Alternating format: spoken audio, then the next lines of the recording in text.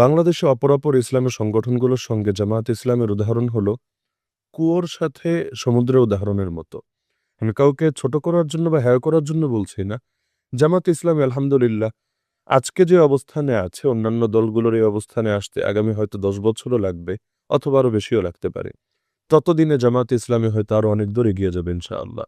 বিশেষ করে আমরা দেখেছি বিগত ফ্যাসিবাদের আমলে সবচাইতে বেশি জুলুম হয়েছে বাংলাদেশ জামায়াতে ইসলামীর উপর।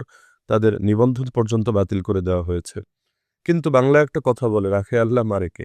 নির্যাতন যত বেড়েছে, মানুষের হৃদয়ে তাদের প্রতি ভালোবাসা, মুগ্ধতা আরো বেশি বেড়ে গিয়েছে।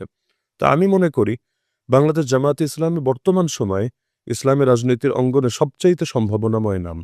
আমরা প্রত্যেকে নিজেদের যোগ্যতা নিয়ে যদি তার হাতকে শক্তিশালী করি, তার পাশে থাকি, আগামীর বাংলাদেশ ইনশাআল্লাহ ইসলামপন্থীদের নেতৃত্বেই এগিয়ে যাবে এবং ইসলামপন্থীদের নেতৃত্ব প্রতিষ্ঠিত হবে ইনশাআল্লাহ। বিশেষত এবার যে ১০ দলীয় জোটের বিষয়টা আমরা দেখলাম, জামায়াতে ইসলামীর নেতৃত্বে এবং তাদের আহ্বানেই তো আলহামদুলিল্লাহ এটা সম্ভব হয়েছে।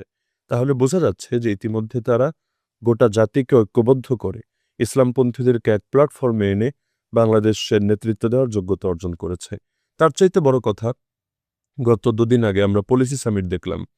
কোনো একটা ইসলামী সংগঠন আগামী ৫ বছর কিভাবে দেশ পরিচালনা করবে, এর এত সুচিন্তিত দূরদর্শী পরিকল্পনা ইতিপূর্বে বাংলাদেশে কেউ কখনো দিতে পারেওনি এবং এটা কোনো ইসলামী সংগঠন পারবে এটা কেউ কল্পনাও করেনি।